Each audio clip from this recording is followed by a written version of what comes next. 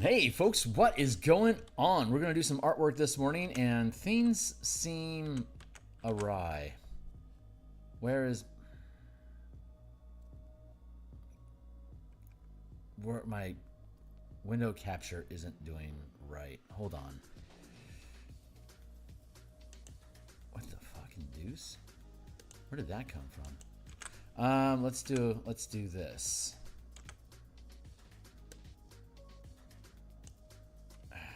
I need to crash this out real quick and see. My windows got all screwed up. Let's see if this will fix it.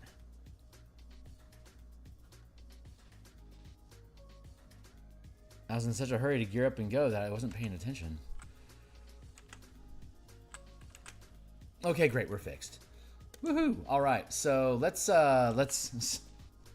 unexpected chaos, guys. Sorry about that. We're going to let's load up our images here that we're going to be working on today. Here's the page that we're going to be playing with. And you know what? I should be checking my signal to make sure that I'm coming through clear. Hold on, let me do that. I'm having a morning. Can you tell? Mic check. Can you tell? Yeah, okay, we're doing good here. All right, so that's coming through clean. And click on there. Let me give you the book cover back because that's what I highlighted in my social media posts today. So I don't want to be a false advertiser. So this is a book cover that we created. We made this around episode 40, and so we're gonna be doing some artwork for this book today that we're creating. And I'm doing some social media posts right now, but we're almost done. So hey, my name is Phil Kearney. I create role-playing games, I illustrate them, I publish them online, and I am creating an adventure for Dungeons and Dragons 5th edition using the new 2024 rules. There we go. That's done and done. All right, cool. Social media posts are done. Clickety, clickety, clickety. It's called Crystals of Mavar. It's for characters levels 7 to 8. It takes place in the campaign, the Eberron campaign setting. You're fighting necromancers, demons, and undead in the Carnwood of the continent of Corvair, in the country of Corvair. No, sorry. You're fighting. How do I say it? You're in the Carnwood, fighting undead in the country of Karnath on the continent of Corvair. Sorry. There it is. Anyway, baka baka baka, like, subscribe, hit the bell icon for notifications of when we're live in the future. We're on episode 453 of this. Here's the entire playlist. Like I said, the book cover was back on episode 40. You can jump into the Wayback Machine and see us make that. And I guess without any further ado, let's just get some started. We're going to continue working on the last page of the book, which is Appendix 3, furthering the adventure and the campaign, where if you're 7th level here, gathering the Eye of Mabar, the artifact that creates the manifest zone where the adventure takes place. 7, 8, 9, 10, 11, 12, 13, 14, 15, 16, 17, 18, 19. And then at 20th level, you can spend your level reshaping reality and fighting the gods and stuff like that if you want. So, or if you start at 18 at level 8 here, then it'll cap at 20 and you can make quick work of it. So up to you. I've been a DM for 40 years, and well, it's not. No, that's not quite true. I've been a DM since 1987, and I've been an Eberron enthusiast since 2004. I've been an illustrator since 1999, doing freelance work and indie press scene. And I've been creating content for Dungeons & Dragons 5th edition since 2018. I love 5e. It's a fantastic game engine. Let's see. This is our reference layer here. So let's drop back down to here. We're doing... this artefact is the Scales of Donvi, the perfect order. So if you utilize these scales, it can create a manifest zone to the plane of Donvi. And if sustained long enough, it will permanize and create a portal, a two-way portal back and forth between that plane. So if you collect all 13 artifacts, you can create portals to all 13 planes that you can, use for whatever it is you want to use them for.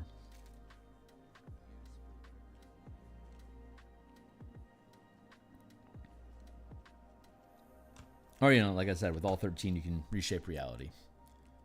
Let's do here.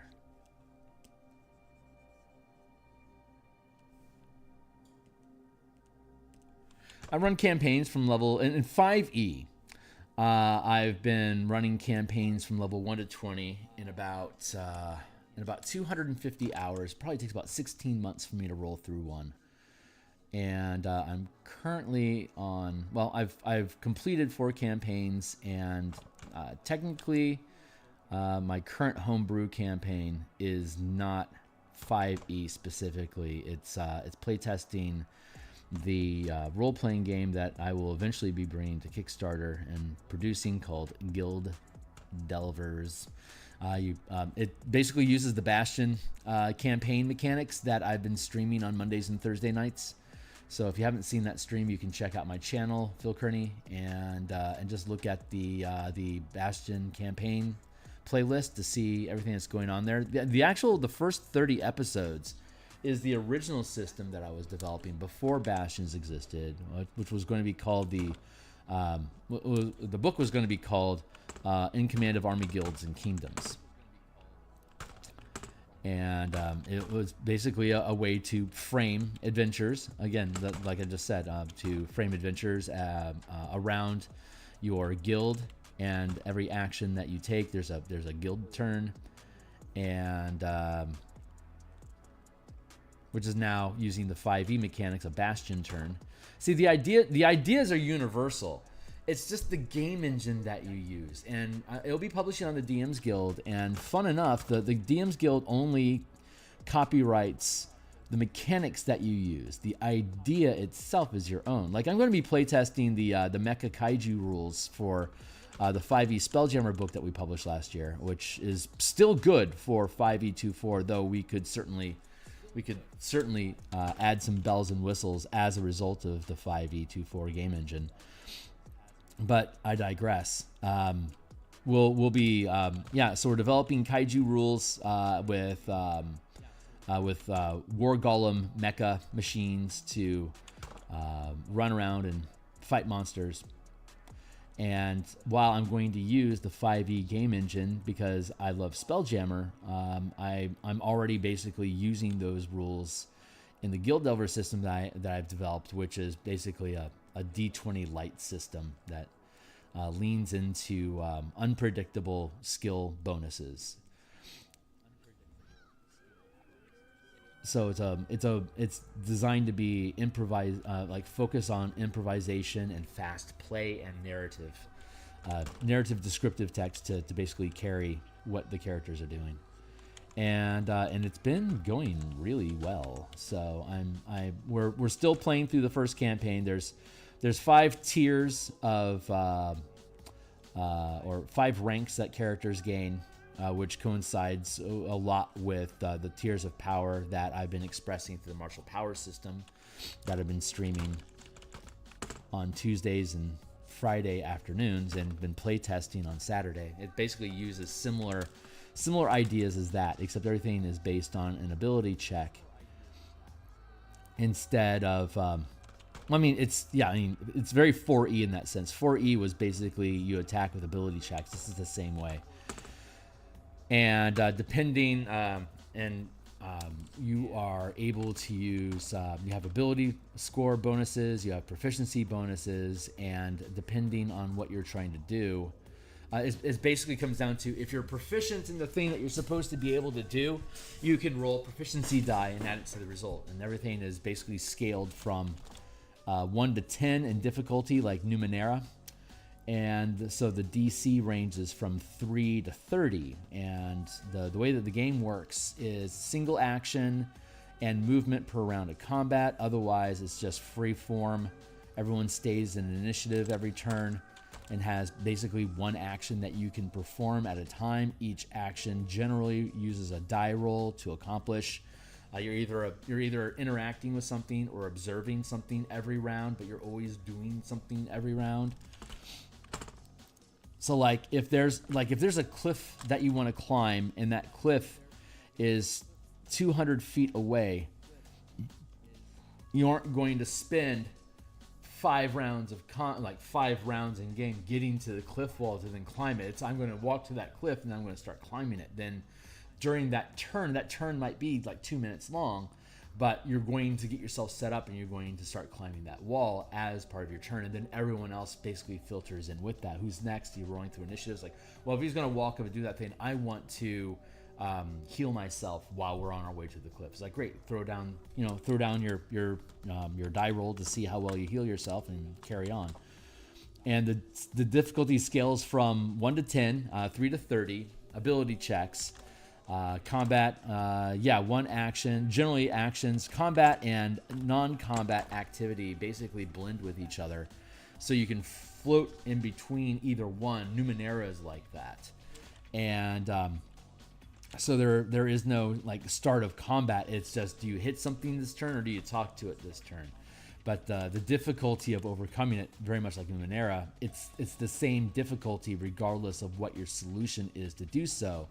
It just depends on what proficiencies have you picked up as a character will lean you in one direction or another of either interacting with a creature, environment, or objects in the scene. And I'm leaving this intentionally, Blake, so we can drop the symbol of Donvi in there. But I'm pretty happy with this stand so far. It's not complicated. It doesn't have to be. It doesn't have to be. So let's focus real quick on these dishes.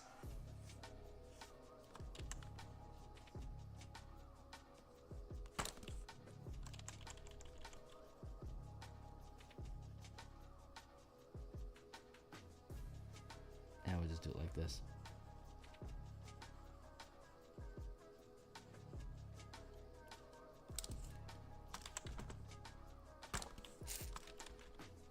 This is going to be okay. So there's obviously a lot of line art here that's preventing this from really shining well. But when we finish this initial layer, we're going to bond the line art to the color art, because currently the line art is above the color art. So I can add color without affecting the structure of the piece. But once I'm content with what we've set up here, I'm going to bind the line art into the color so that I can modify them both. So I'll be able to like paint over the line art back there to have the proper highlights.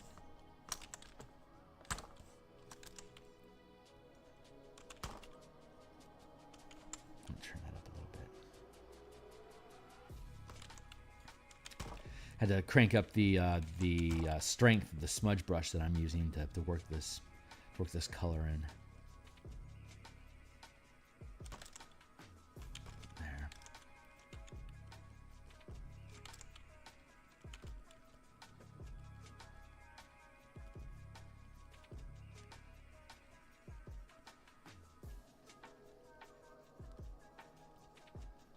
I like that. Oh, that looks really good. I'm really happy with that. Let's add, I feel like I should add in a little bit of white along the edge over here.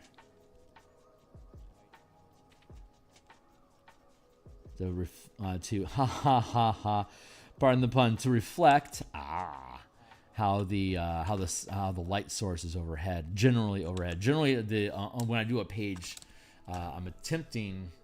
Now the tokens are an exception. The tokens might break those rules, but for illustrations I'm putting into the piece, I'm generally, unless there's a light source in the illustration itself that dictates shadow, I'm assuming that the center point, like the primary lighting in a piece, is here, and then obviously each illustration can have its own way of ferreting things out. But I'm trying to have it so that everything is centering towards the middle of the page to pull the eye towards it, and having a light source in the middle of the page is a good way of doing that.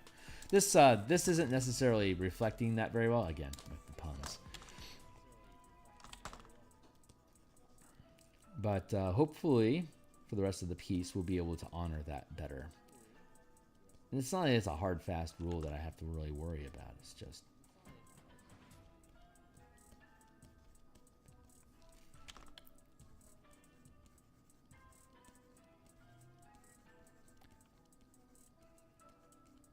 it's just a good default. It's an easy default to sustain for the project.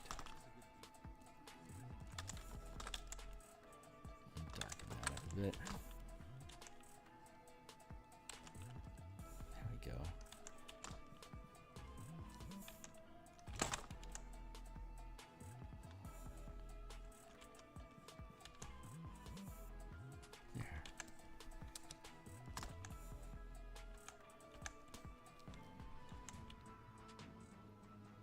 I want to use shadow where there's supposed to be shadow here. So I'm going to do the darky bits like that.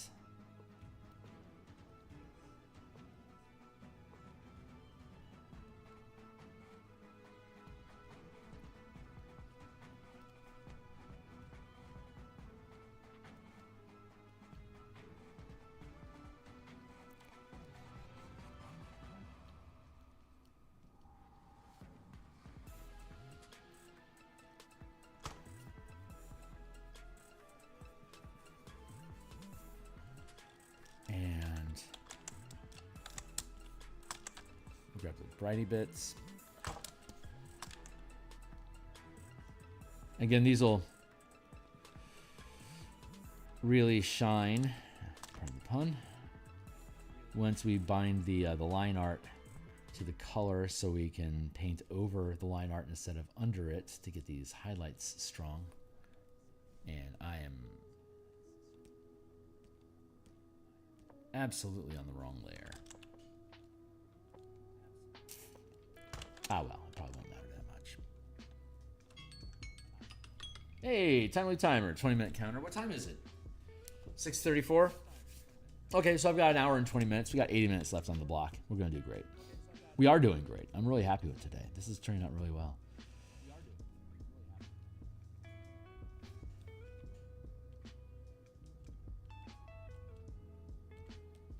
Really happy with this.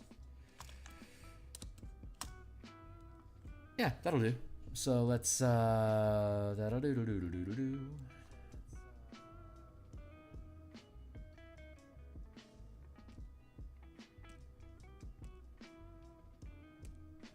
I didn't realize I bound that all into the same layer. That's kind of funny. All right. Well.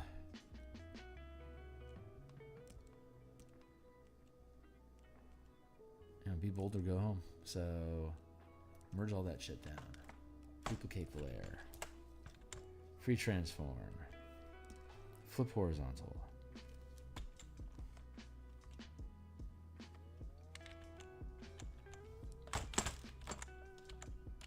I made a mistake. These are the two things that I want to duplicate. Free transform. Flip horizontal. Move.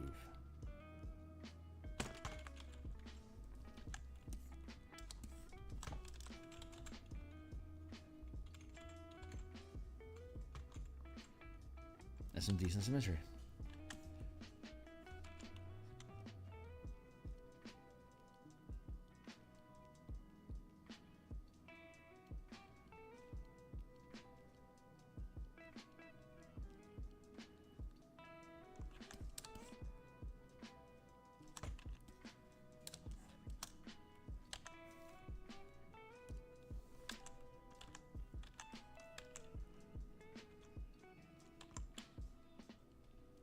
Do like that.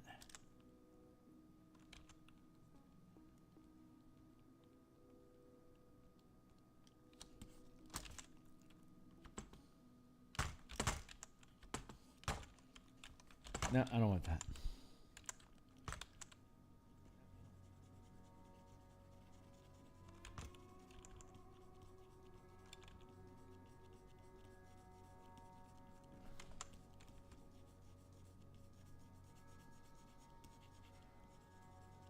I do want this. That feels right.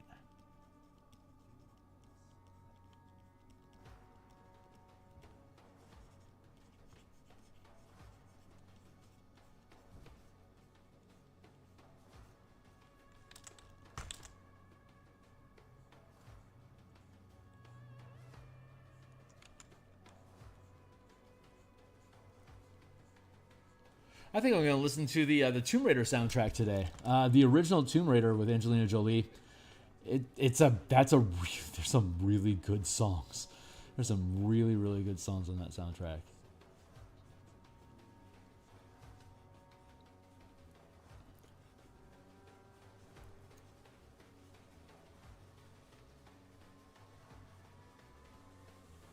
I'm not going to list them for you because honestly, there's like a lot of mood music. There's one specifically called Nepal, but I don't remember the name of the band that did it. It's just a really good ambient EDM song, and this is like back around like what, like 2007 maybe.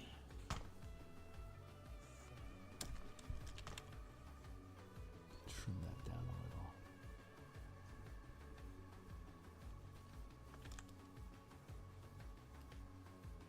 Yeah, I like that. That feels real good. Next, we're going to do the symbol of Donvi. So let's go fetch our Donvi symbol.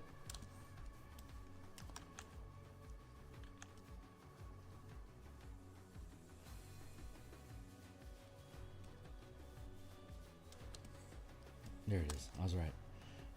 Donvi is... Here it is.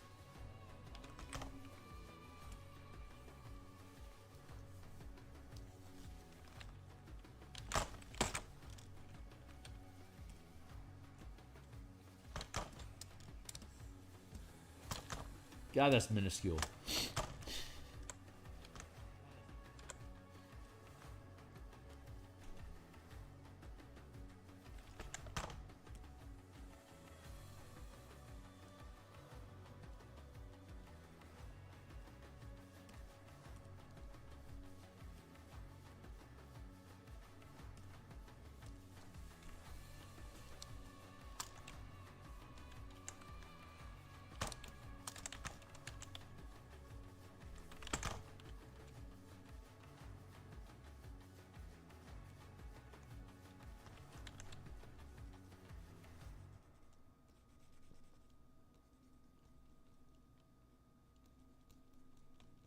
Just gonna duplicate this real quick.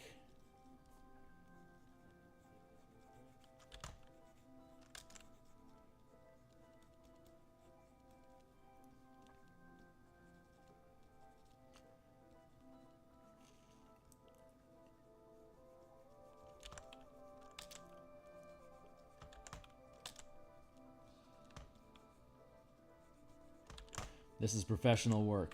We duplicate stuff with professional work so we get it right. I don't need to freehand this to try to eyeball it to prove that I'm a good artist. It just needs to get done.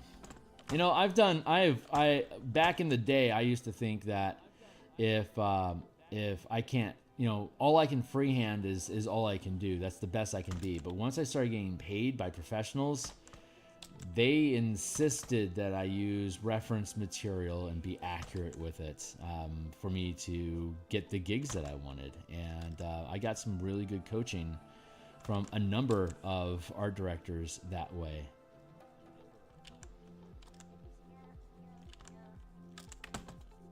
So if you are an artist yourself, do not think that you have to be able to freehand stuff to be a good artist.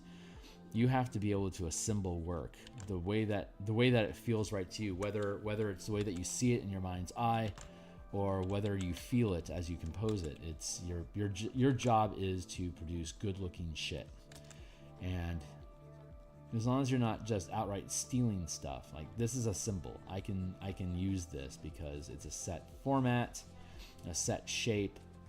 Painting over it is the best way to make sure I get my proportions accurate. I'm not like cut and pasting it, or I'm not like duplicating the pattern of clothing on somebody or the exact scenery of a town that somebody else did. Like that's kind of lame. But you can take inspiration from the things that you find. So there's like a degree of douchebaggery there, you know. Let's drop this down. Still too big. I'm gonna drop the opacity on it as well.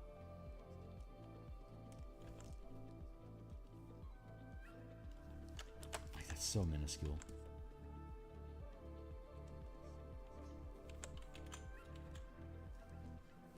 Oof, very nice. See how that curve of the top just meets the curve of that light. That's quaint. We'll call it quaint. So I'm going to take the highlight here, and such a minuscule feature.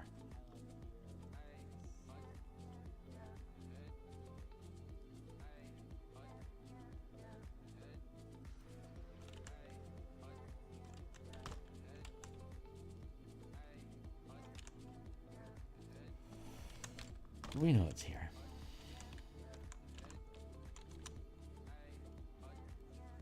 You saw it here.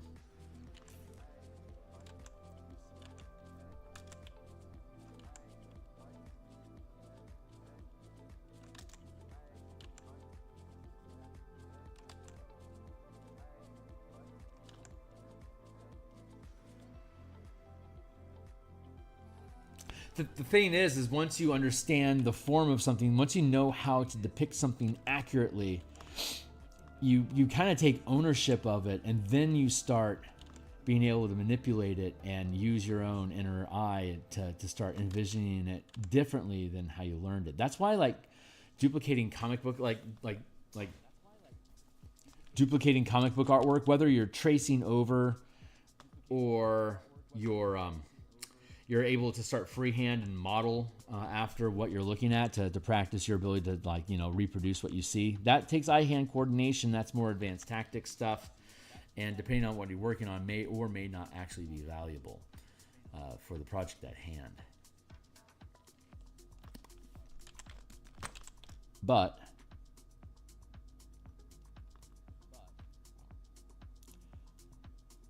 once you own what that thing is, like I'm pretty good at drawing bows. I don't need to duplicate a bow anymore. I can look at a bow for reference just to make sure I get my curves right and shit. But, like, I don't need to copy a bow. I can just make one. You know, I can make a sword pommel. I can you know, make armor. Like, these are things I can just do. But at one point I had to study them.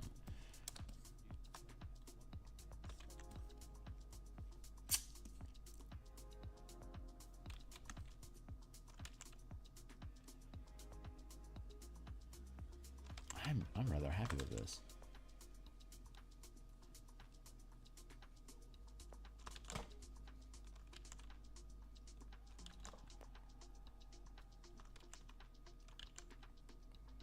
Like that.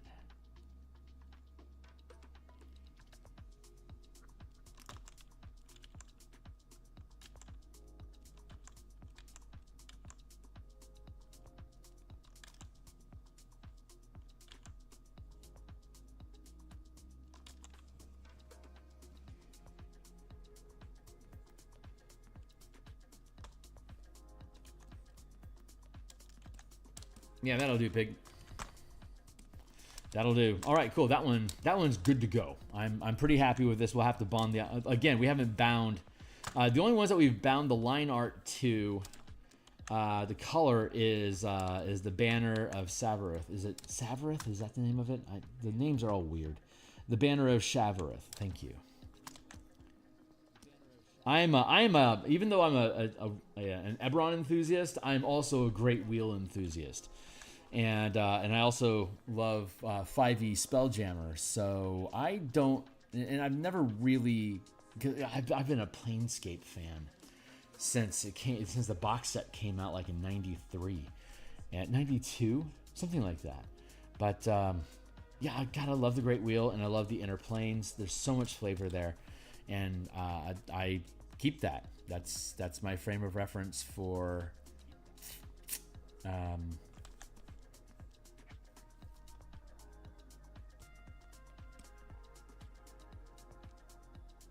Planescape for all my campaigns, all my D&D campaigns. This is rather pale. How are we looking here? Yeah, okay, I'll go with that.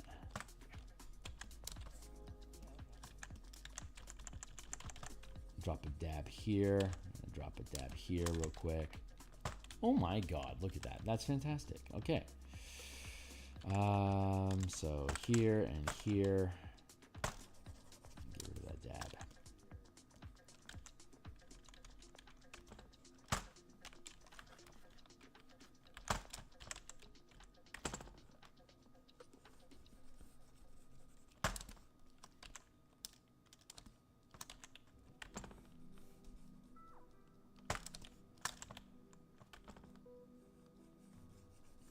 Yeah, all these tentacles, these tentacle hammers are all ink layer.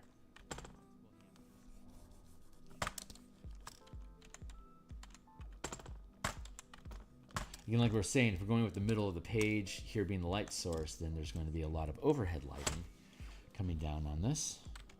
I'm going to check my signal here real quick. Yeah.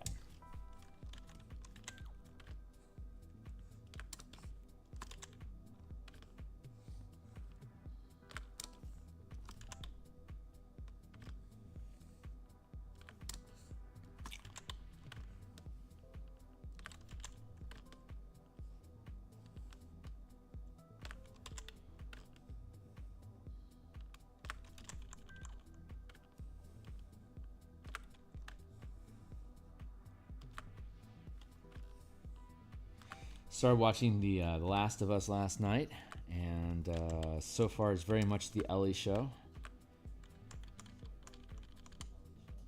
Not that I'm a big fan of Pascal in particular, but he was the main character, and it seems like that role got shifted.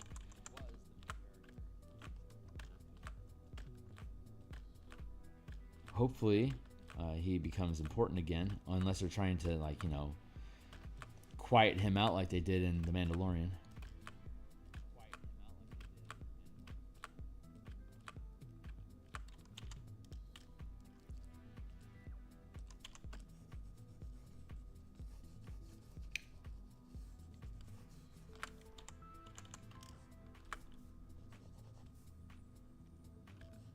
We'll see. We'll see where it goes. So far, I like it though. I mean, other than that observation, it was a good episode. She's a 19-year-old. She's impetuous. She's also gifted, and yeah, she's been hunting hard for years. So she's becoming a hardened hunter, and it's fun seeing that progression. I like it. So I will probably watch the rest of the season, and any luck, it'll remain interesting.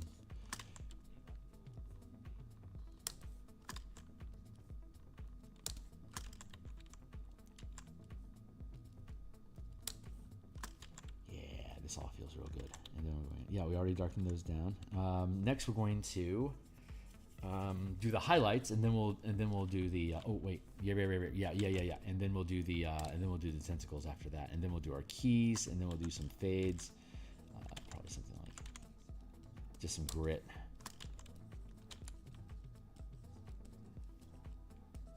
Our PTSD puppies out in the yard are yiping at everything.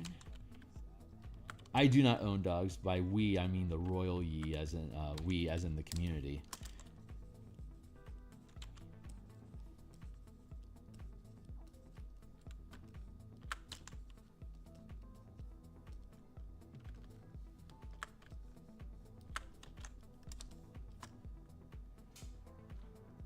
Trauma dogs. You don't get trauma dogs because you have trauma. You just get dogs with trauma. That's what a trauma dog is. Emotionally unregulated animals that feel threatened by everything. Seems to naturally glom onto people that are offended by everything. Interesting, isn't that?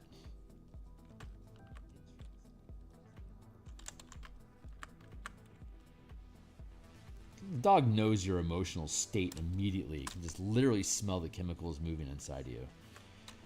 And trauma dogs that feel threatened want to defend. And so when you get angry at something, it sets trauma dogs off to scream and bark at shit. If you were as in person, you wouldn't have a hyperactive dog like that.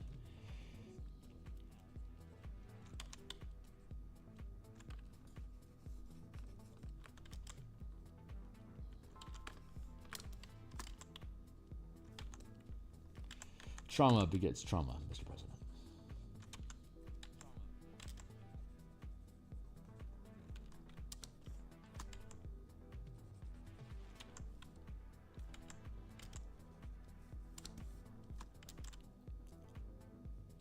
And we'll paint over all that. We'll paint over that.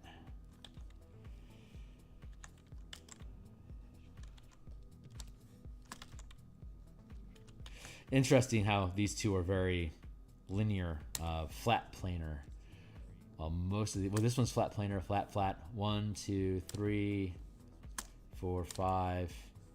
1, 2, 3, 4, 5. Yeah, 5 out of 12. That's not bad. And the rest of them are obviously occupying space properly. Cool. Yeah, we're doing great here. We are doing great. We're going to use a new layer to highlight.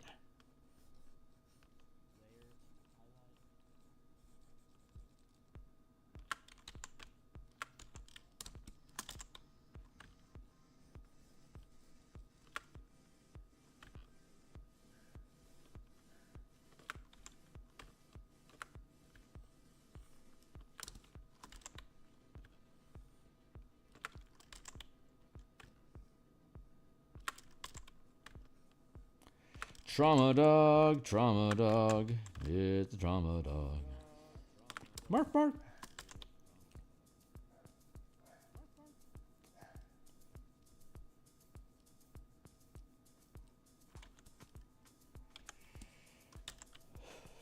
Let's layer some highlight in on this. Hey, 20-minute timer number 2, and hey, what's up, Ilix? Ixilix, I'm still learning your name. Good to see you, my guy.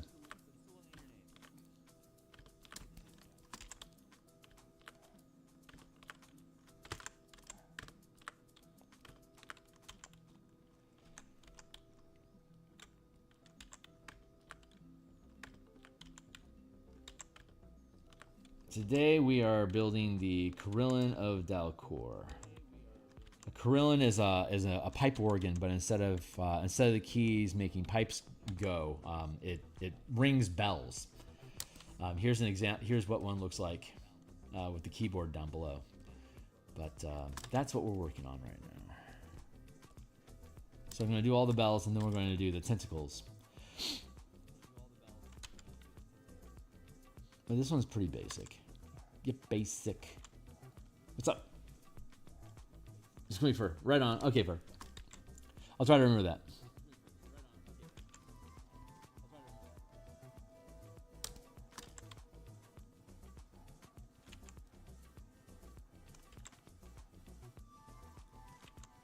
There's 2 trauma dogs, and they're angry at each other.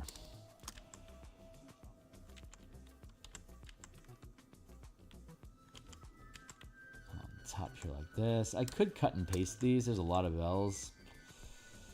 I don't know if I want to do that or not. Kind of enjoying this. I enjoy the process of filling things in with ink. You know, like coloring books. Like if I could see color, I'd probably be a coloring book enthusiast. Because I find it meditative. I just basically make my own coloring books and then color them here on screen, and then paint over them to breathe a little extra reality into them.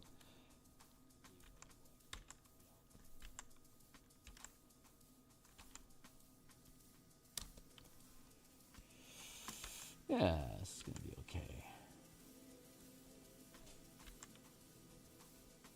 So I stream 9 times per week, Monday through Friday in the morning like this. We do artwork for the next book that we're going to publish, which is Eberron right now, obviously, what I'm working on, literally, right now.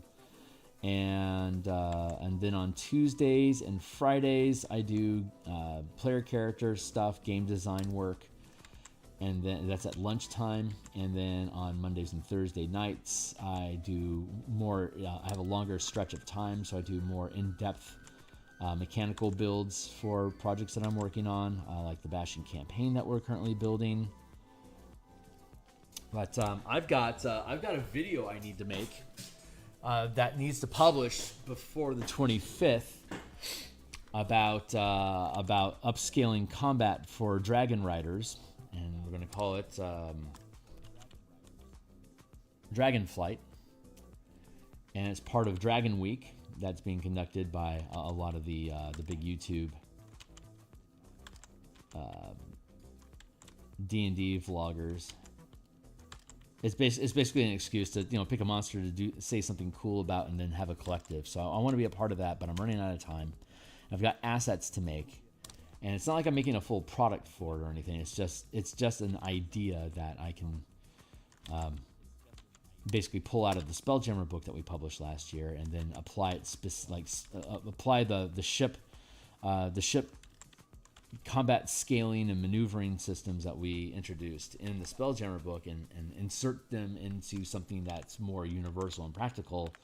Dragonflight, which has immediate applications in things like, and Dragonlance, for example, was famous for Dragonflight combat with, you know, the Dragon Lances, which we can depict. So I'm going to probably put the assets that I'm creating for that. I'll probably put those on my Patreon, just as, you know, free downloads for people to grab. Let's do a little bit of coloring here.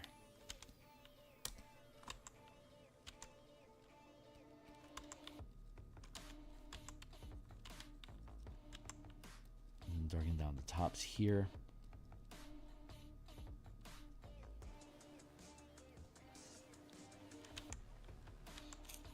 And then we'll move on to the tentacles after this, because this doesn't need to be, it's not that complicated.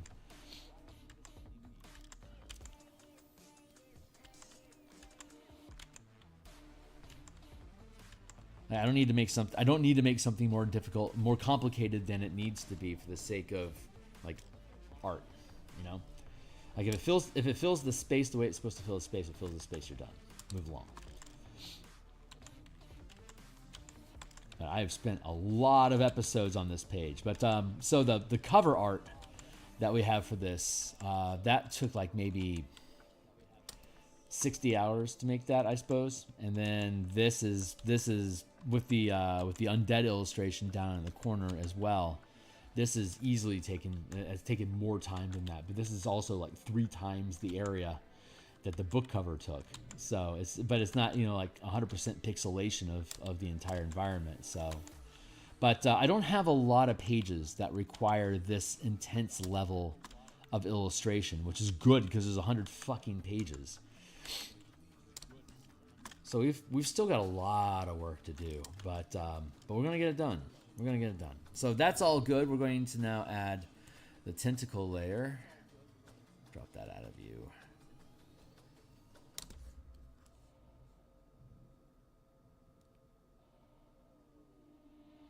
When is I have a, let's go find it.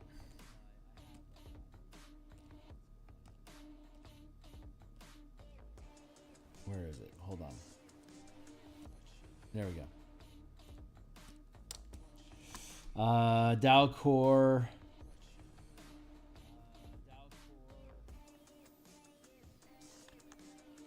Oh, Dalcor is missing, so we don't have a moon for that one. Cool. So I forgot the moon of Dalcor is just not there anymore. It disappeared when the plane got shunted into the far realm. So yeah, let's just use page.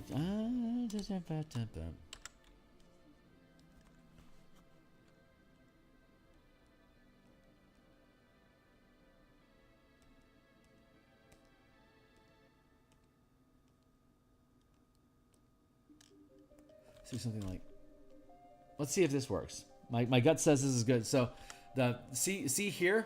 Okay, so color theory. Here is the bend. It's slightly more G, just almost as much G as B, and then the R falls behind. So I'm flipping it. So this is telling me that this is a blue-green, like an aquamarine or something crazy like that. If I flip that, I'm pushing a purple. So I'm skewing up in the brightness. I'm pushing the blue a little bit further than the green, and then I'm ramping the red a little bit more. I suspect these will end up being complementary colors when I gloss it properly. So that's the... Hold on.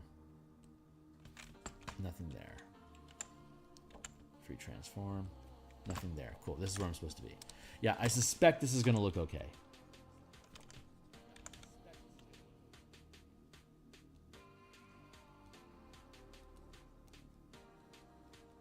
I mean, obviously the tentacle is black, so this is the only highlight, but I suspect this highlight is complementary. So, like, I don't know, but I suspect it is. So I'm just going to trust my gut and carry on.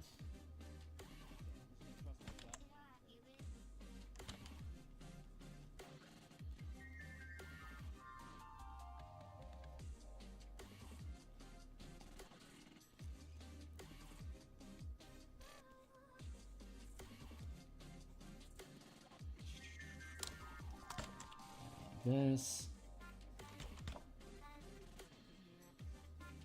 I should use my guitar pick. Someone review your art before publishing? No. Very rarely. Normally if there's a problem with the color, somebody in stream will say, "Hey, this looks wrong." But most of the time people just you know, let me carry on. Like if there's not something that's jumping out at them, it's like something's fucking wrong with that. It's like, well, tell me what's wrong with it.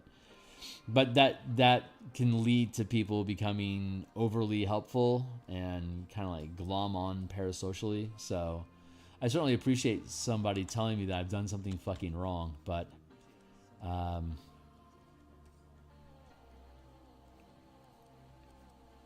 it seems that for the most part I do well enough.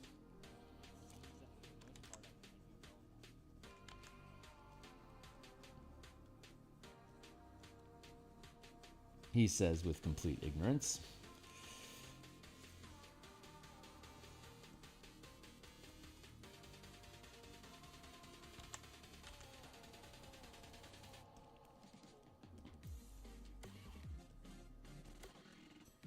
If I'm not sure about, I have a council of allies that give me that are really harsh in criticism with me, that will tell me if something's going wrong or not. So like if I suspect, hey, something feels wrong about this, I'll reach out to my council and say, hey, what's going on with this?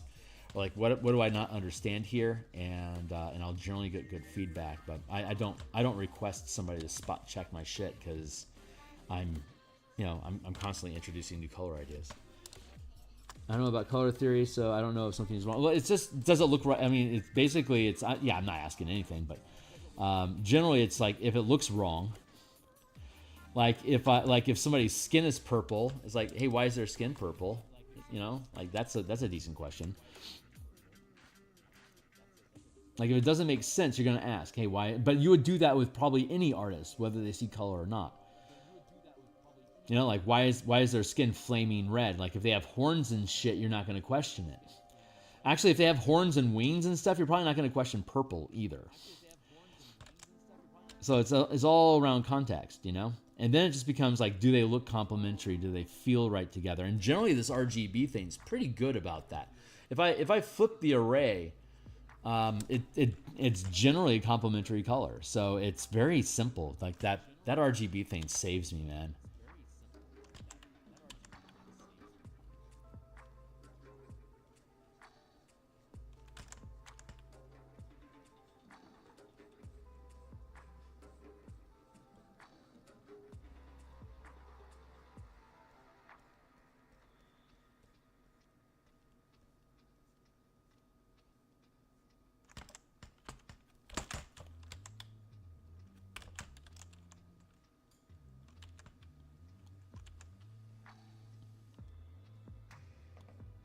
But I like doing tentacles like this. I really miss my calling. I could have been a Cthulhu artist. I really like eldritch horror and like tentacle monsters and shit like that. It's just, I think it's fun, and I think my style just kind of naturally leans into that sort of space.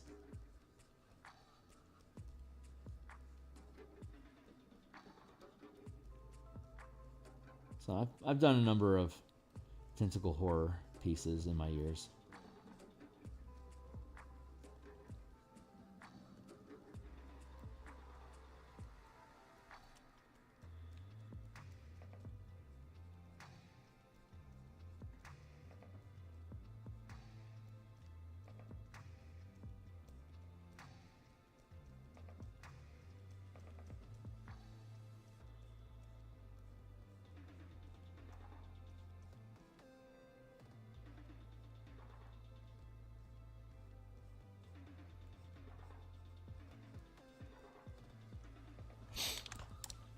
Yeah, these feel pretty good.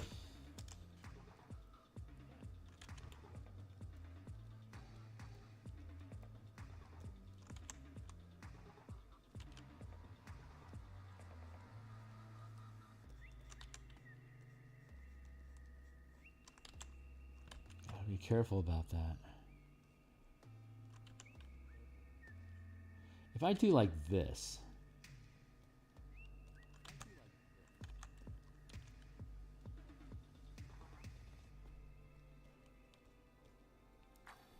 that feels like it's underneath the bells. I like that. What a good way to cheat. Approved. I like that. So that means I can do that down here too. So I need to really highlight here. This one's coming to the foreground.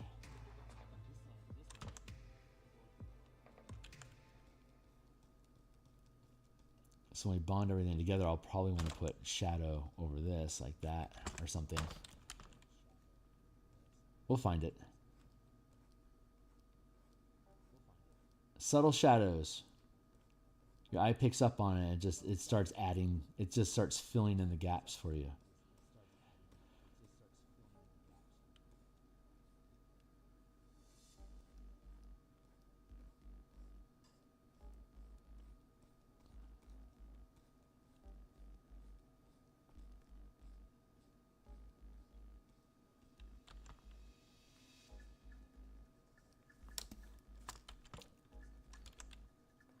Oops.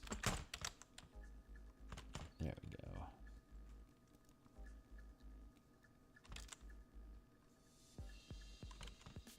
So yeah, I've got the Dragonflight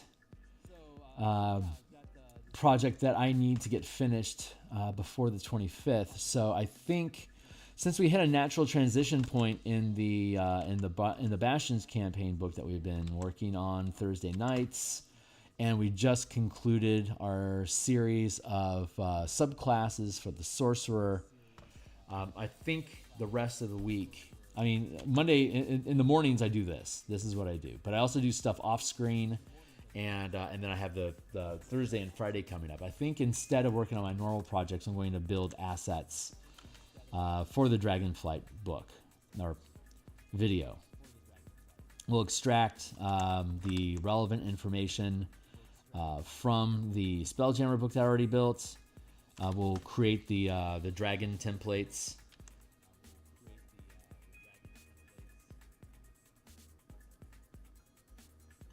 And work on the, there's a volcano.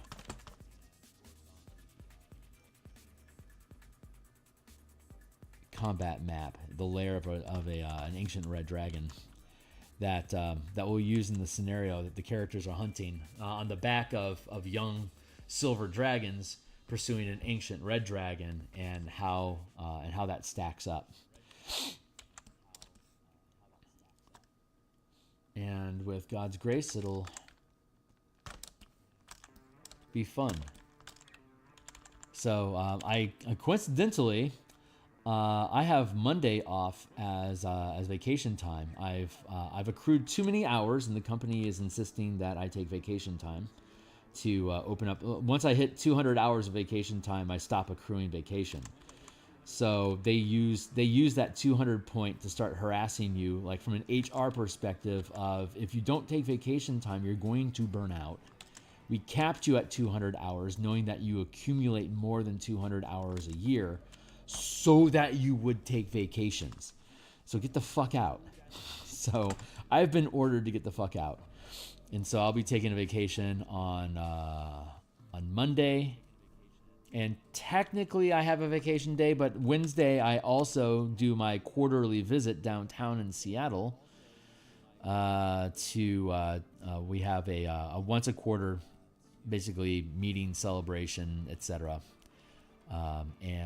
So that's what I'll be doing on Wednesday afternoon. But I take the whole day off when I do that, because I'm considered an out of area remote worker because I'm legally blind, and for me to be able to get to like the docks in downtown Seattle, it's like an $80 cab ride or a 3-hour bus ride where I'm located at.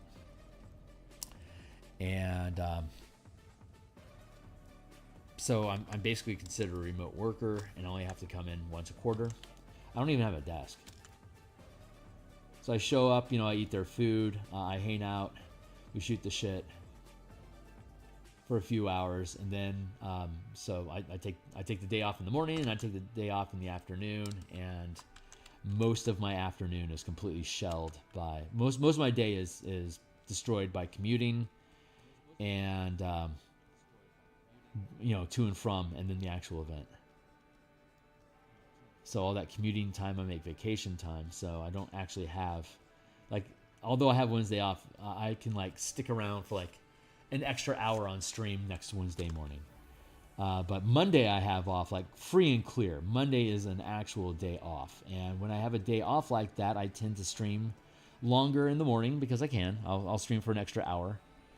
And then Monday night is also a typical stream night. But between basically, from like basically 9:30 till 5:30, I'm going to be doing the video for the Dragonflight idea. And if I can have it finished by 5:30, then I'll jump on and I'll go back to my normal streaming schedule. If I can't, then I will skip streaming for that night, and we won't know until I get there. So I'm using the rest of this week stream time to build out assets for that video, so I have interesting things to look at. And I do it I don't have a script. I have a syllabus of things I need to talk on, but I'll basically just free flow. I don't have a time limit, so I can talk about it as long as I want, any way that I want to. It's just my thing, and I will ramble on like I do normally here on stream about that specific subject, but have assets prepared to be able to use as examples and to point to things to demonstrate the idea.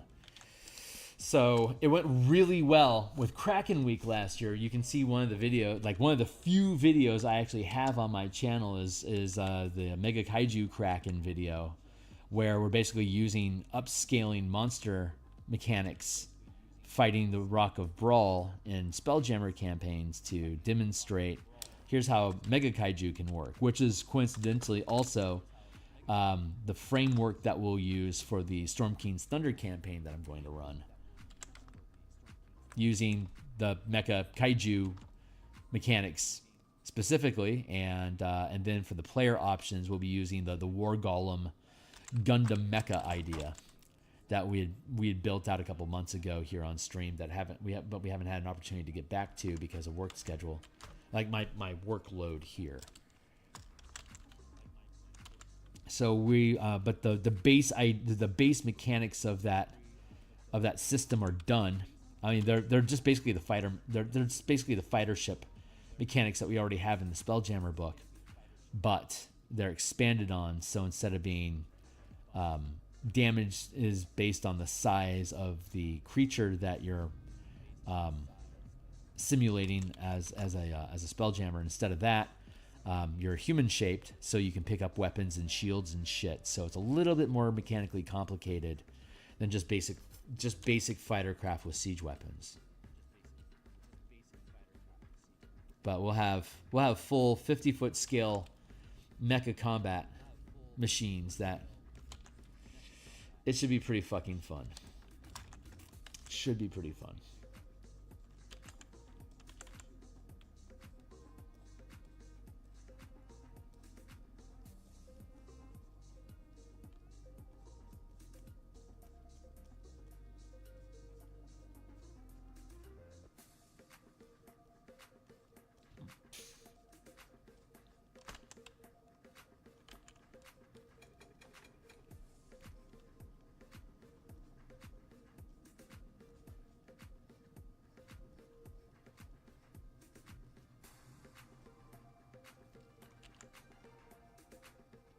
So we'll be using both the bashing campaign mechanics that I created, as well as the Mecha Kaiju mechanics, and insert them into the Storm King's Thunder campaign setting as Spelljammer instead of its default, which just seems really, really natural to me.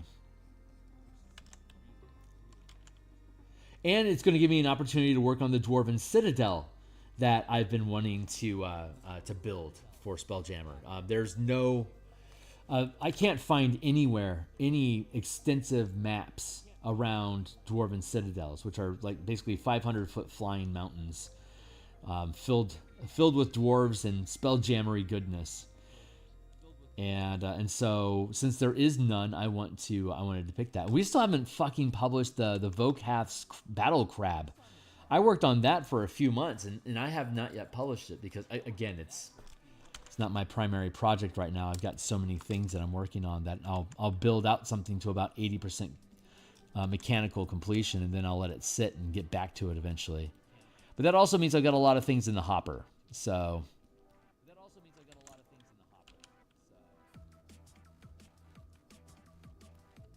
I've got a lot of things. I need a studio. I need a team of like 6 guys that I actually do this stuff with, but there's so little money.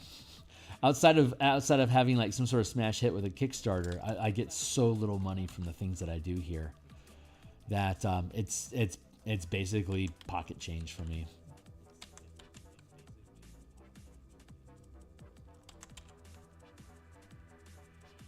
Like I make a few $100 a month on the stuff that I do here. So it's very much just a hobby. Maybe someday it can become a business, but I think what I'm doing here is, and I'm happy with this. I am very, very happy learning how Phil makes books using 5e. And I suspect once I'm like, yeah, once I actually start, it's just a matter of time. So once I actually start building momentum and get to wherever it is that God wants me to get to, I'll have cut my teeth on all of this 5e stuff and scratched that ancient itch that I have as a 12-year-old to build stuff like this and put it out there. Well, I'm building stuff like this and I'm putting it out there, and I'm still not, my inner child is still not satisfied with the amount of work that I've done. It's like, no, there's more things we can do. Let's do them. And like I've wanted, like, this DMsGuild thing and me being able to build books like this is who I wanted to be when I was a 12-year-old. And sure, I'm not doing it for a living, but I have a stable job that's good. And I don't have much of a future other than whatever I decide to carve for myself like this, and this is the space that I decided to carve it out in. So I am living the dream that I wanted to be. And I have no complaint about that.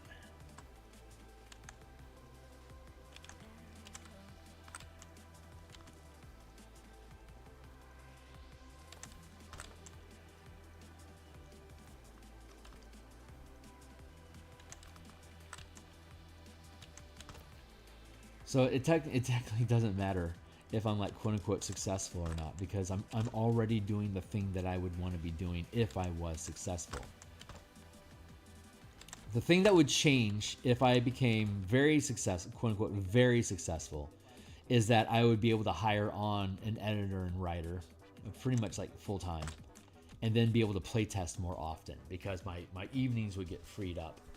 That I wouldn't have to necessarily, but I like streaming in the evening. I like streaming like this. I don't want to take production off camera. So I guess I could run. I would want to run more games. I would want to play test more, and I'd want to have more opportunity just to build out assets and stuff. That is what I would do if this was a full-time gig. I would have more games that I run, just so that more people had an opportunity to play stuff with me. Not very ambitious.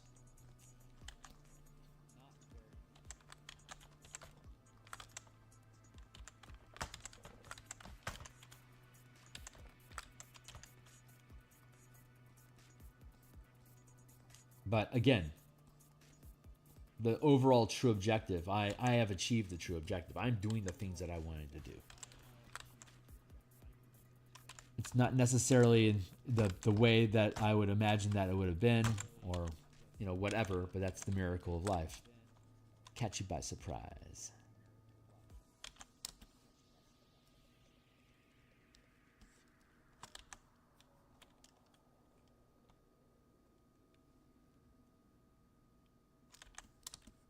Yeah, I'm pretty happy with that. Okay, cool. So we have we finished all these things, and we still have About a half hour left. I'm gonna take a slurp of coffee here and a sip of water.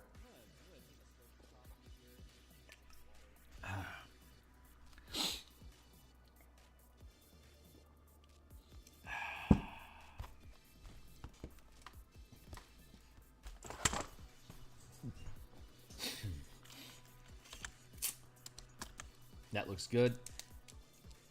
For now, anyway. And so we're going to go back up to the Sextant. We're still working. I've not technically finished this yet. I'm not 100% happy with where it's at. Fire. So this is where we're at with our Sextant so far. Hey, wait. Here's the Sextant without fire. Looks pretty good. A Sextant on fire.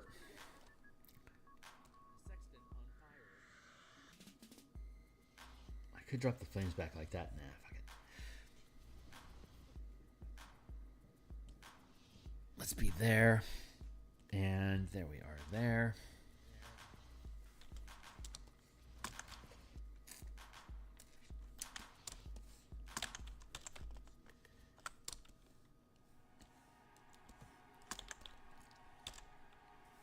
And we're just gonna freehand now. We're just gonna play. We're playing with fire. See how I do there.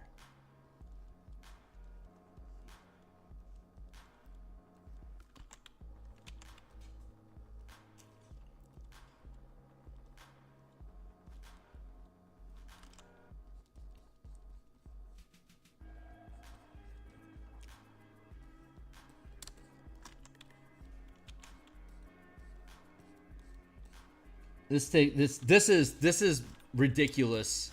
Kind of like how this stained glass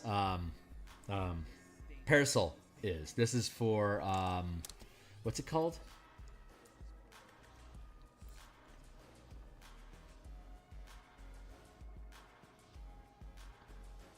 There it is, the Parasol of Arian, the Eternal Day. So a sunglass parasol to protect you from the sun.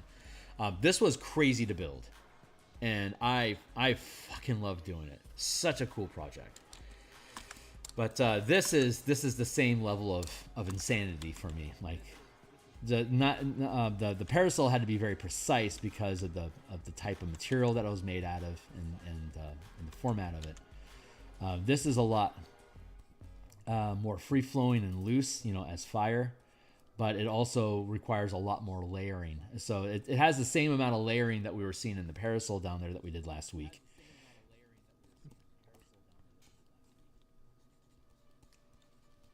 Trim that down.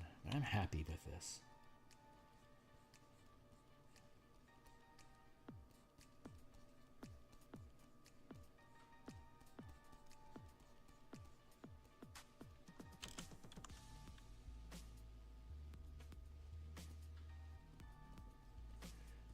In.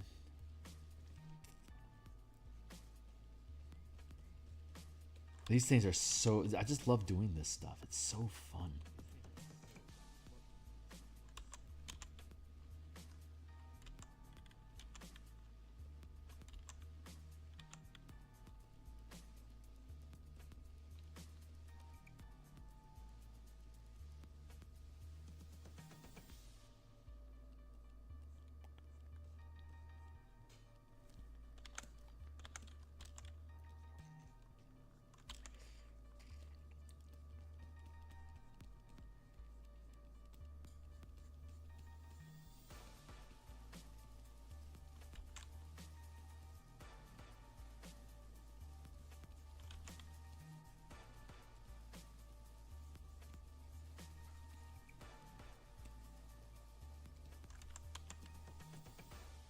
Let's get rid of that.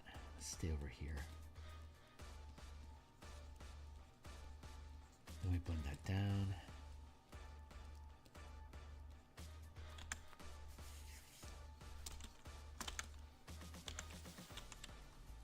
I just think that looks cool. It's just, I like the style of it. I mean, fire is fire, whatever.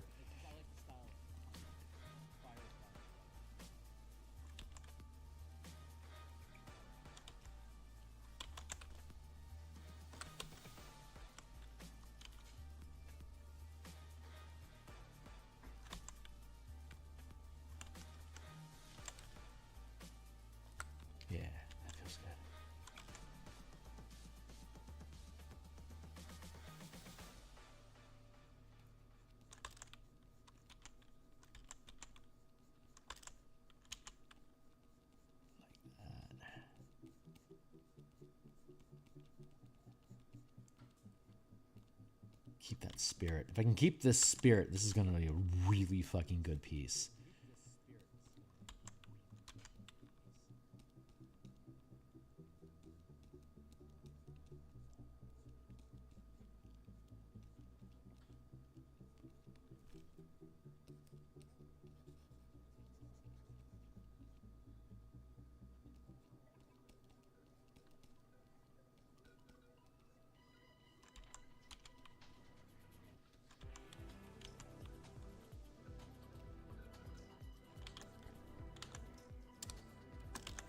I think it looks cool.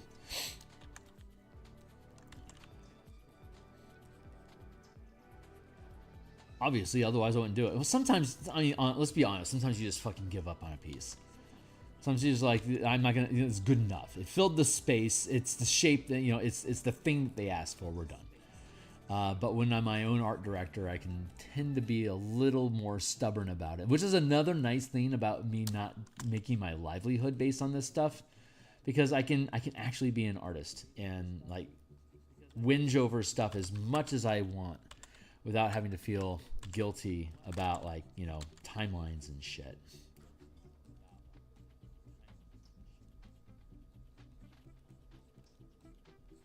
Like stuff's got to cook, man. Can't rush progress. You got to experiment with it. You got to make sure it works. You got to fuck around. Like if I was cracking out like a 200-page book of monsters every month, there's no this shit's not getting play tested. Maybe it's good.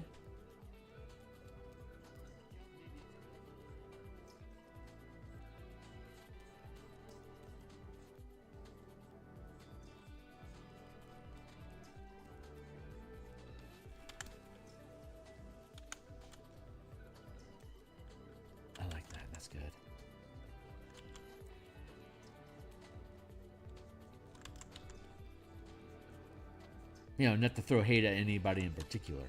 I'm just saying, like, as an example.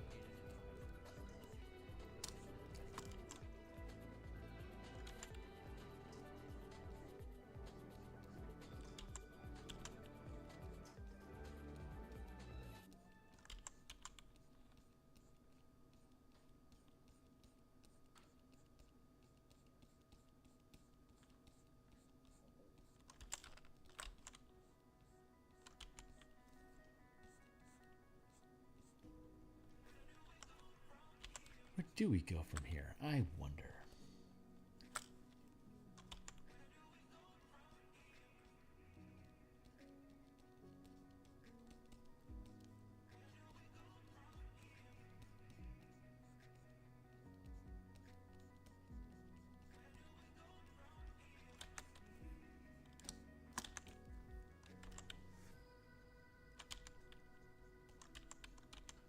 Line down here, and then I just scratch at it to make some form.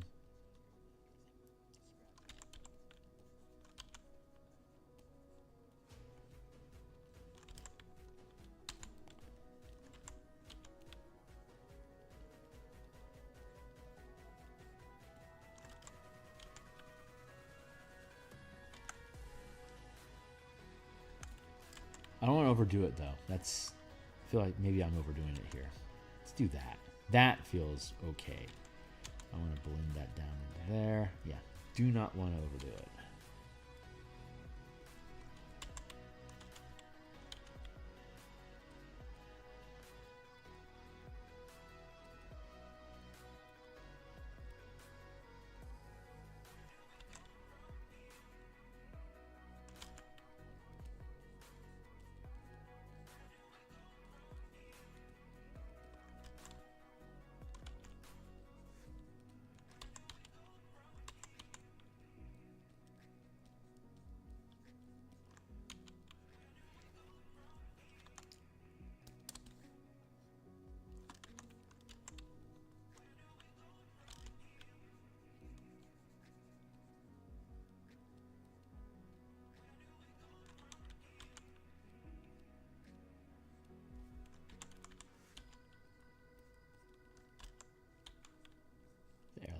That feels pretty good.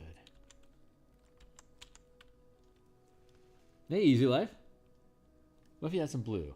The reference that I'm using has disappeared. There we go. This is the reference that I'm using. So it doesn't play into blue specifically. Here we're going diving down from white down into yellow. And then it curves down into red. Like yonder. And then here up at the tip, it's very, very red. But there's a black background that's causing it to skew. So I'm not feeling blue.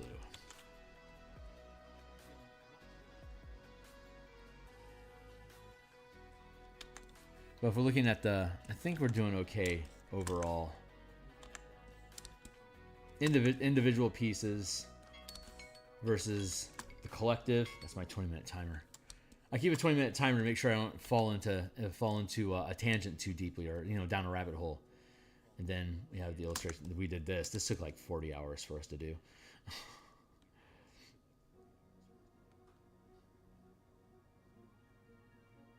But it was fucking fun.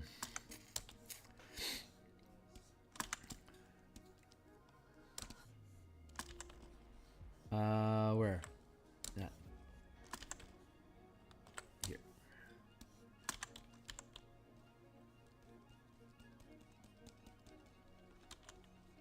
How you doing, man?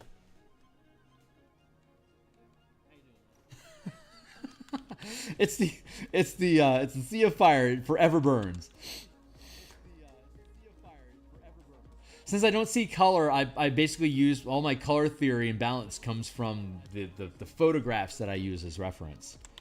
So we were talking, ironically, we were talking about that earlier today. It's like I will never ever be a master of color. It's just all I can do is all I can do. And the last thing I want to do is become reliant on other people's feedback about stuff, because it quells my own intuition. Like I have to learn to be able to trust my heart and to follow it to guide me, because I can't, if I depend on other people, I'll never be able to function, So it's not that suggestion. Sometimes, I will admit, sometimes I just take people's suggestions because they hit me, but it's because they were the device of inspiration that led me to where I need to be. So I'm not trying to disparage or poo-poo your suggestion about blue, but I also am very cautious and protective about what information, like what suggestions and stuff I take in. So forgive me if that's rude.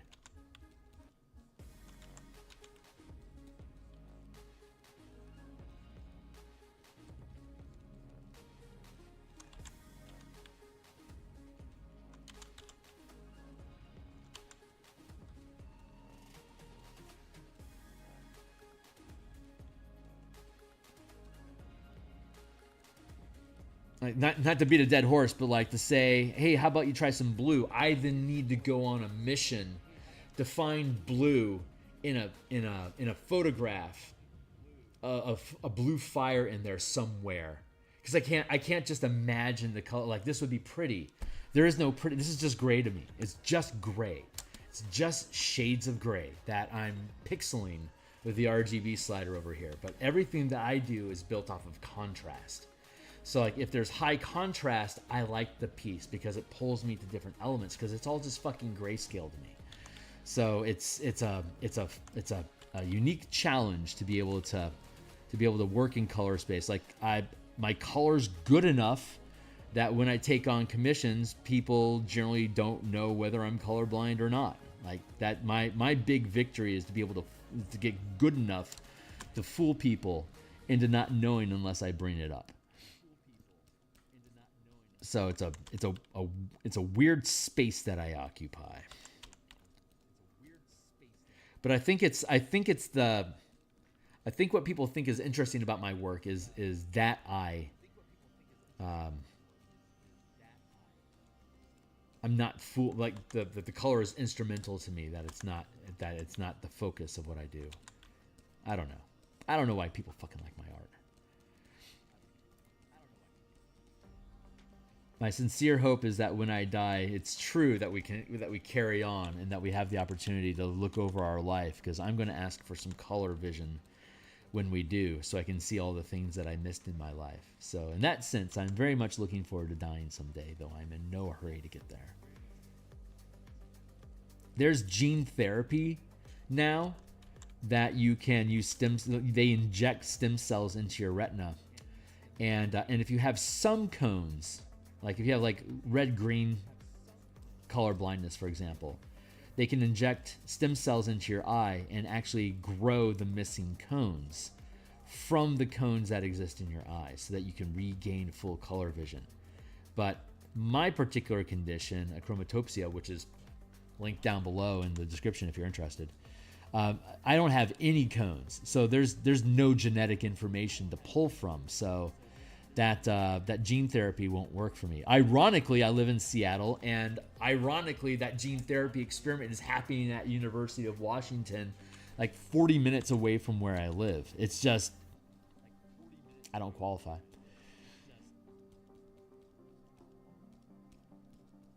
So I have to be comfortable with my fate, and trust that that I'm actually just playing a very good game of Roy, and that when I pull the goggles off at the end of the game, I'll be able to look back at it and it's like, oh, that's cool.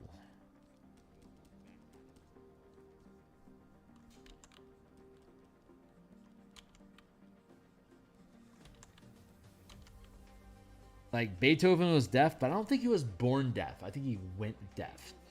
So he knows what the symbols on the page sound like. He could probably imagine accurately how that thing he was doing was going to end up turning out. But I'm sure, given the opportunity, he would love to actually hear it as, like, you know, the credit screen of his game. And that is what I hope for. That I'll have the opportunity to look at all this stuff.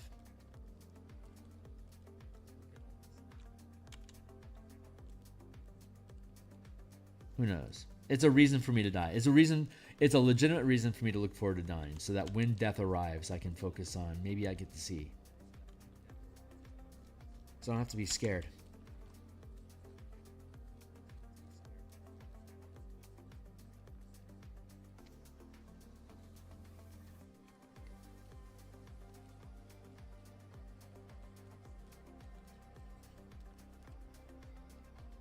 There. I like that. This is fun. So much fun. I love doing this. But I'll have to go to my day job here shortly. I've got about 12 minutes left. So I'll start. I'll just see if I can do some filler stuff in here real quick. And then we're going to start basically just going over all the pieces in a final sweep, blending in the line art to the color where necessary, so we can add overlaying detail and texture. Some of these things definitely need texturing that I knew I would get to after we did this initial color pass. But and it's, what is this? It's Thursday. Yeah, it's Wednesday right now.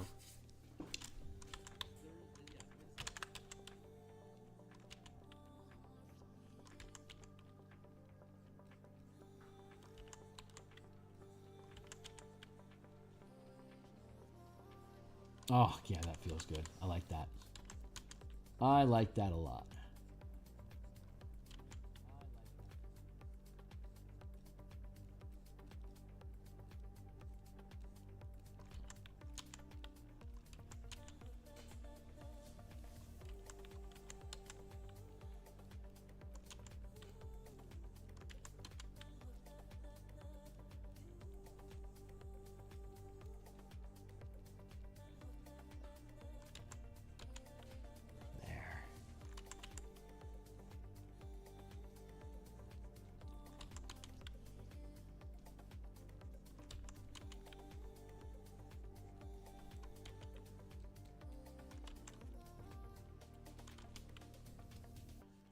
So it can be really sketchy because I'm smudging it all in. I'm just kind of smearing the color like a streak. So I don't need real exact lines for most of this. I can just be sketchy with it and then just use the smudge brush to pull at the pixels to blend them into the general color that it's being overlaid on. And I think it ends up looking really cool.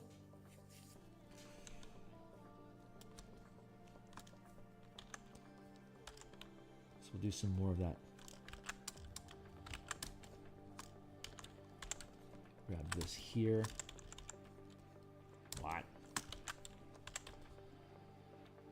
There.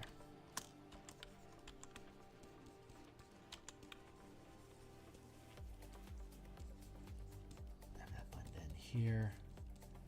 Curve around like this.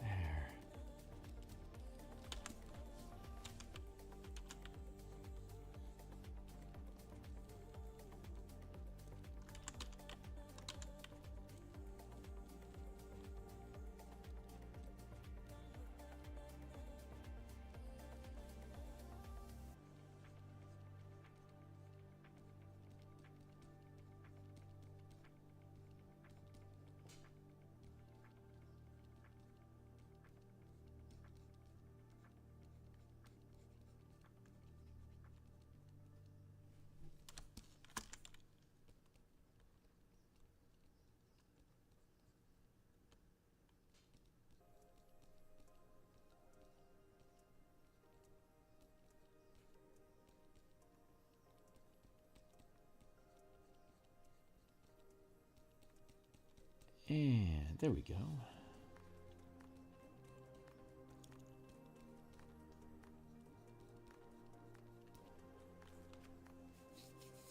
That feels really good.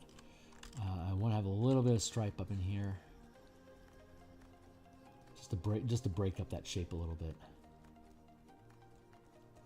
God damn, I'm hungry. I haven't eaten since Sunday night.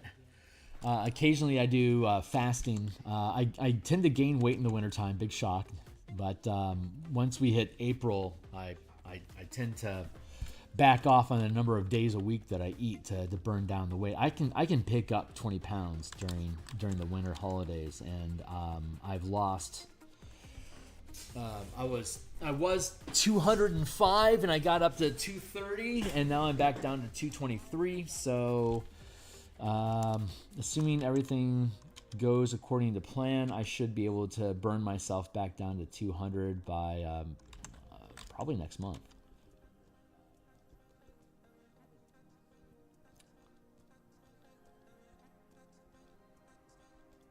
So I'll try. I attempt to limit myself while I'm doing weight drop, and on days that I do eat, except for the weekends. Weekends are open days for me to brunch and have fine meals and shit like that. But during the weekdays, I can be very Spartan with my food. So I'll have some steak today, and probably some chicken tomorrow. And then Friday through Sunday, I allow myself to do whatever. And then on Monday I'll fast again, and then I'll probably fast on Tuesday next week as well. So I should continue to be able to step down at least 3 pounds a week this way, and only have 23 to go. So that would be 8 weeks. That I'll need. So it'll probably actually be early June-ish that I'm back down to 200 pounds again. But then I'll be able to sustain that until probably October, and I'll start packing on. Some weight again.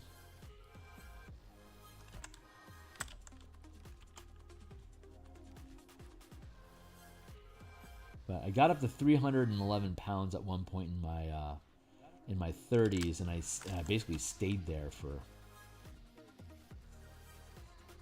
damn near a decade. Just chubby fucker.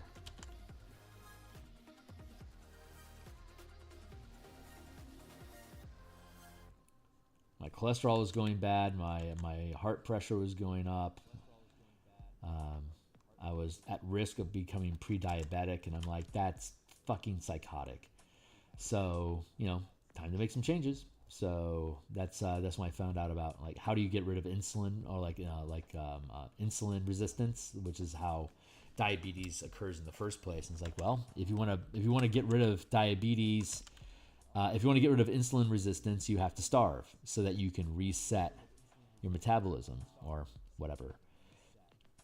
I'm like, well, that sounds horrible. It's like, yeah, some Irishman did it for like a year and a half. He lost like 300 pounds. I'm like, okay, well, if you can survive for a year and a half with like a spoonful of honey every week, then surely I can afford to skip some meals.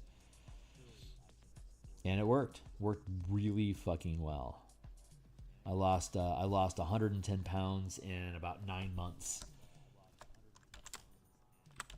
This was in 2022, I think.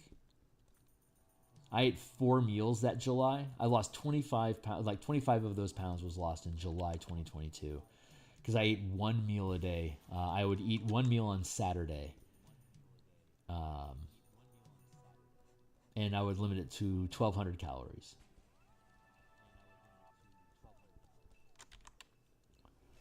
No carbs, just meat. And I dropped like a fucking rock, and it felt amazing, honestly. If you can get through the hunger pains, focus is crazy good. Your body's like, you're dying. Whatever it is that you're doing isn't working. You have to start paying attention more, and you get sharper. You really do get sharper. You also sleep harder, because your body's like, yeah, we're going to just ignore this suffering. So it puts you to sleep real good. But again, you have to survive the waves of hunger to get there. They are not necessarily easy to endure. And I'm down to 3 minutes, which is great because I'm almost out of space to put little licks of flame on.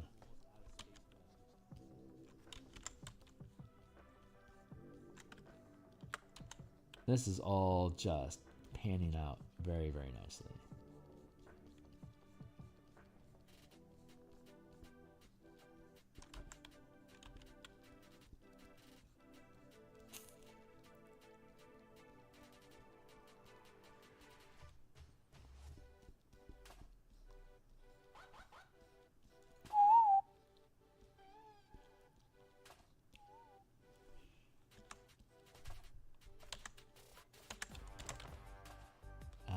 Let's grab some dart.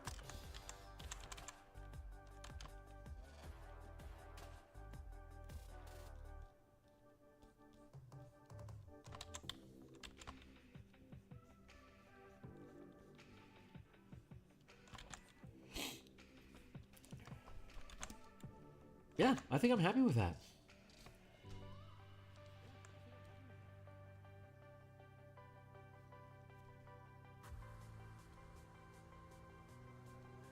Get out of here. All right, so we've officially finished our first pass. We did all the line art, and then we did the undercolor, and now we get to dive in, merge, and like for example, this crown of Zoriat. This needs texture, right? It looks very cartoony compared to virtually everything else that we've done. So like this needs to be upgraded for sure. But like this flute, this is pretty good. I'm pretty happy with that. I'll work on texture again. Once we bond the line art down to the color, I can make I can smooth this all out a lot easier. It'll look better. I'm really happy with how this is looking. This is virtually done. We already went through that process. This is the first one that we did the process with just as a trial run. But the trumpet is going to be super fun to blend the line art into. I might actually just start with the trumpet. I love this trumpet. It's so fucking cool.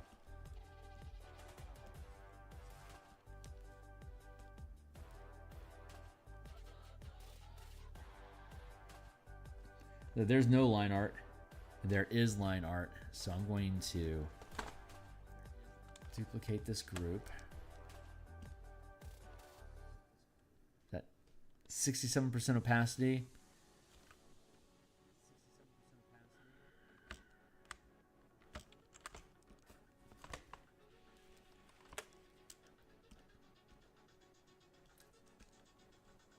Merge. So now we have a single layer that I can cut through all the line at once.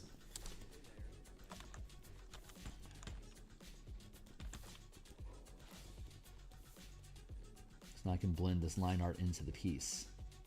Just to make it look a little bit better. And that's my endpoint alarm. Thank you, Timely Timer.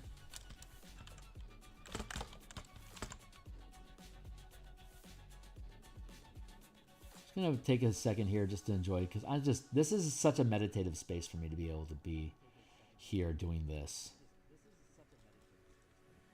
I love blending line art into color. It's just fun. This is a very fun piece of the process. It takes a little bit of time. It's probably not efficient. Whatever. I'm here for the ride, you know?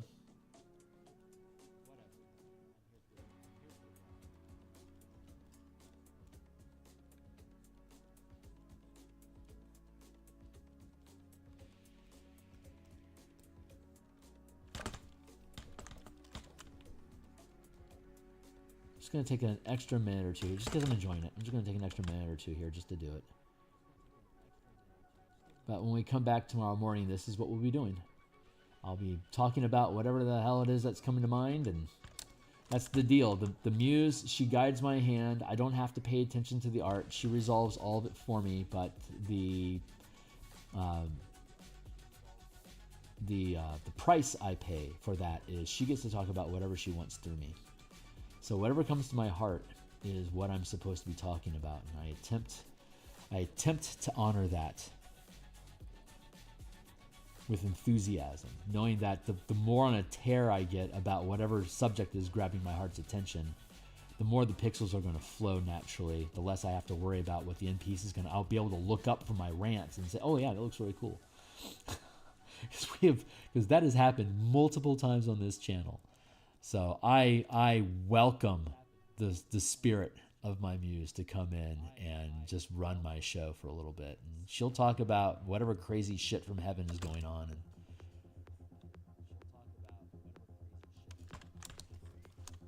And we'll glean whatever wisdom it is that she departs upon to us.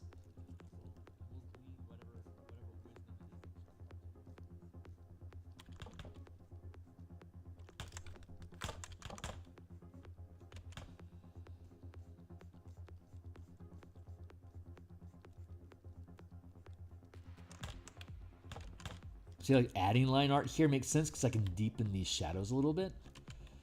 Like, it's so subtle, it's so unimportant. But God, it's a fun piece. Like, why would I not want to just spend a little time to give this thing some love? Because it's gorgeous.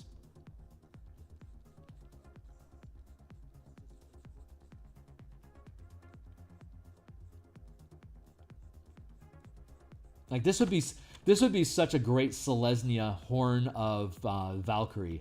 Horn of the Valkyrie, I think it still exists in D&D. I honestly don't pay a lot of attention to magic items in D&D anymore.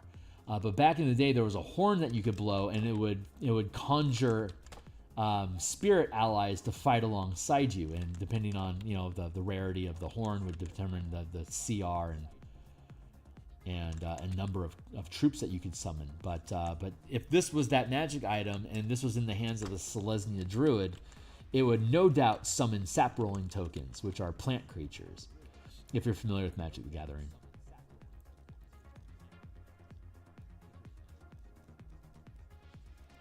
And I've just about, yep, it's 7:58. It's time for me to kick.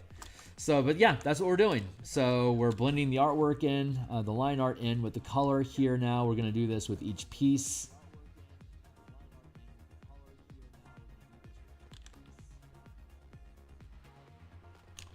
And we're going to modify our evening schedule to accommodate Dragonflight, the Dragonflight video that we're creating for Dragon Week this year. And fuck yeah, dude. So this is a lot of illustration on this page. Most of the pages that we're going to do in this book are going to be filled with maps and tokens and stuff that already exists.